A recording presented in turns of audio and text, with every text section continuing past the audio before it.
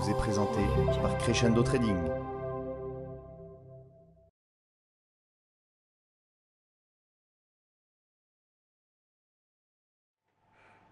Et nous sommes de retour sur Direct Investisseur. Nous allons retrouver dans quelques instants Tarek El-Mari de Crescendo Trading, le fondateur de Crescendo Trading, pour parler des marchés, notamment des marchés européens, avant la réunion de la Banque centrale la semaine prochaine.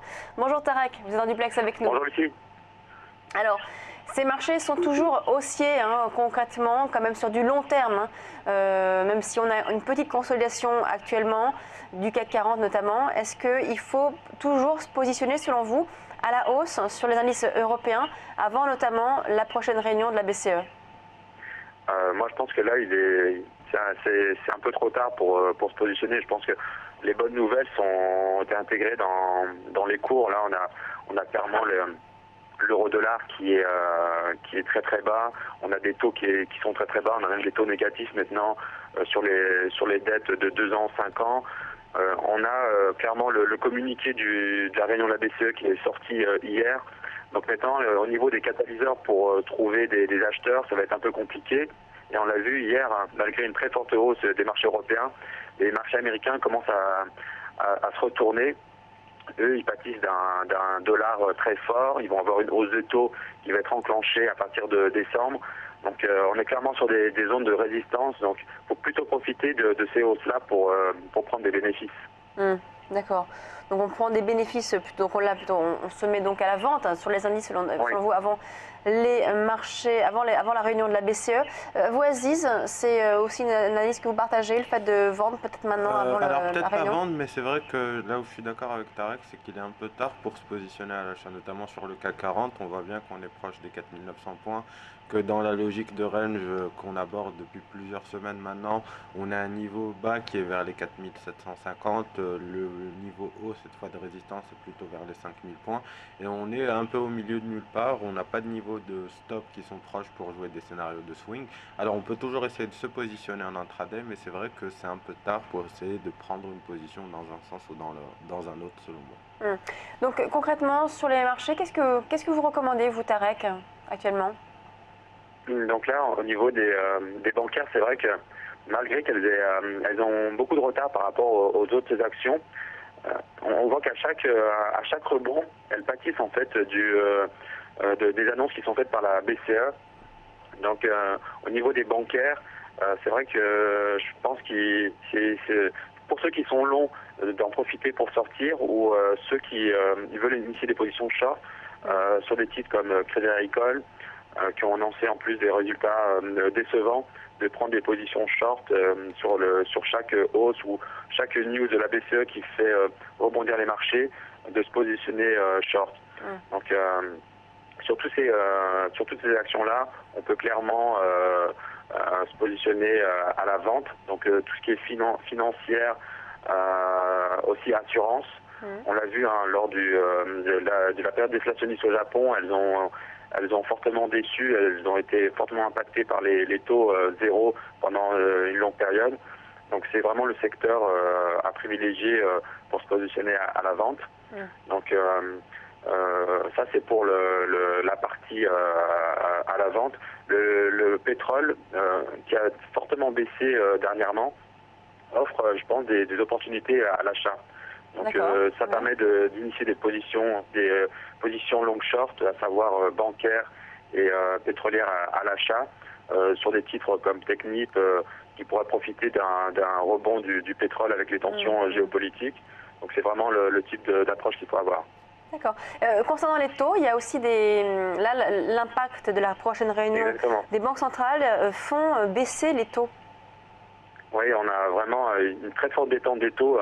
En Europe, on a la dette à 2 ans qui offre un rendement négatif de 0,4%.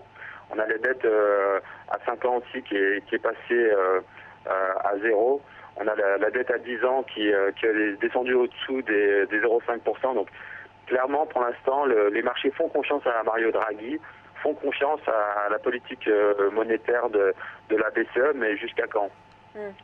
On l'a vu, le premier QE qui a été lancé en début d'année n'a pas porté de fruits, comme l'a annoncé Mario Draghi.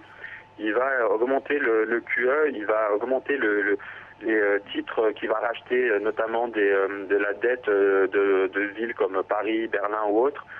Donc là, c'est un petit peu la dernière chance pour la BCE, mais pour l'instant, les marchés continuent à penser que ce QE va porter ses fruits. Et donc on a la chance d'être dans un environnement où on a des taux très très bas, mais pour combien de temps? D'accord. Donc vous pensez que ça pourrait remonter finalement après les réunions des banques centrales?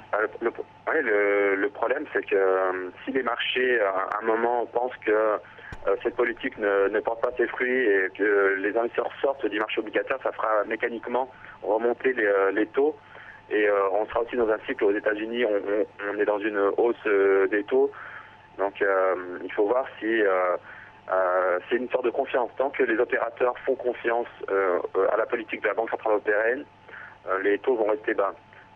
Ici, à un moment, les déficits des pays dérapent et qu'il y a une tension sur la Grèce ou autre, on aura une flambée des taux qui peut apparaître. On a aussi l'euro-dollar, l'euro-dollar qui est toujours en baisse depuis maintenant pratiquement plus d'un mois. On a une forte baisse, on est passé de 1,15, on était en octobre à 1,15 et là maintenant on est à 1,06, donc fin novembre. 1,06. Vous pensez qu'on pourrait aller plus bas encore? C'est ce que je vous avais indiqué à 1,06. C'est vrai qu'on a eu toutes les news provenant de la BCE à plusieurs reprises et on a toujours buté sur ce 1,06. On a été à 1,06 quand il y avait les problèmes de la Grèce. Les opérateurs ont du mal à aller en dessous malgré les risques d'éclatement de la zone euro ou autre. La sortie de la Grèce plutôt. 1,06 pour l'instant c'est vraiment un plancher important. Là, même avec la dépêche Reuters qui est tombée hier, on est passé légèrement en dessous des 1,06, on est tout de suite remonté au-dessus. Donc pour le moment, cette fin d'année, ce plancher va tenir. Après, si la Fed monte plus de 2 ou 3 fois ses taux en 2016, on pourra aller plus bas. Pour le moment, 1,06 c'est vraiment un bon support. Oui. Aziz, vous partagez cette analyse sur l'euro-dollar parce que vous êtes baissier, vous. Ah oui, je reste baissier. Souvenez-vous, hier, je vous disais que on avait échoué sur les 1,0680. On avait pris la direction des 1,0570, c'était les plus bas depuis le mois d'avril, on l'a quasiment touché en séance, avant de se reprendre effectivement et de se stabiliser autour des 1,06. Alors il est possible effectivement, comme le soulignait Tarek, qu'en attendant les réunions de la Banque Centrale Européenne, de la Banque Centrale Américaine, on consolide aux alentours de ces niveaux-là, mais je pense effectivement qu'il peut y avoir du mouvement en cas de forte divergence avérée entre les politiques des deux banques centrales.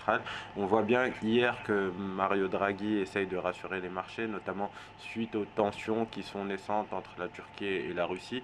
Mais c'est vrai qu'on voit bien que également les responsables de ces pays-là essayent plutôt d'apaiser les tensions, que ça reste quand même favorable au marché action. Et de l'autre côté, on a les politiques des banques centrales qui pèsent sur l'euro, qui continuent de peser sur l'euro, qui renforcent le dollar d'un autre côté. Alors c'est bien pour les entreprises exportatrices, mais c'est vrai que on risque de rejoindre la parité en 2016 et à ce moment-là, on verra bien quel ajustement on pourra tirer par rapport aux divergences de politique des banques centrales. Tarek, vous parliez tout à l'heure du pétrole. Le pétrole, vous disiez qu'on pouvait justement avoir des points d'achat intéressants sur certaines valeurs pétrolières et parapétrolières. On a quand même un actif là, qui est en train de baisser sur du long terme, mais qui consolide sur du court terme. Est-ce que vous pensez quand même que c'est un bon timing là, sur le pétrole? Ouais. En fait, on a pendant près de 1 an, 2 ans, on avait les producteurs, donc l'OPEC, qui réagissaient pas. Et là, on a vu mardi, donc l'Arabie Saoudite, qui a commencé à esquisser des propos favorables au pétrole en indiquant qu'ils étaient prêts à revoir leur production. Je pense qu'on a atteint des niveaux qui sont dangereux pour tous ces pays-là. Et autant tout le monde voulait préserver ses parts de marché, mais à ce niveau-là de pétrole, je pense qu'ils vont, en décembre, lors de la réunion, ils vont peut-être décider de réduire la production. Et c'est des niveaux qui, bien sûr, Il y a des banques d'affaires qui prévoient 25 $ ou 30 $, mais je suis pas sûr que des pays comme la Russie ou autres, qui ont besoin d'un baril à 70-80 $ pour équilibrer leur budget, vont laisser le baril continuer à descendre indéfiniment. Donc après, c'est stratégique. Tous ces pays-là ont forcément besoin d'un baril plus élevé, et c'est eux qui peuvent faire en sorte que le prix du baril monte, tout simplement en réduisant la production. Donc on va voir en décembre, mais je pense qu'il y aura forcément un geste, comme on l'a vu mardi avec l'annonce de l'Arabie Saoudite, d'une baisse de la production. Très bien. Merci Tarek El-Mari, donc le fondateur de Crescendo Trading. Bonne journée. On passe à la suite de Direct Investisseur.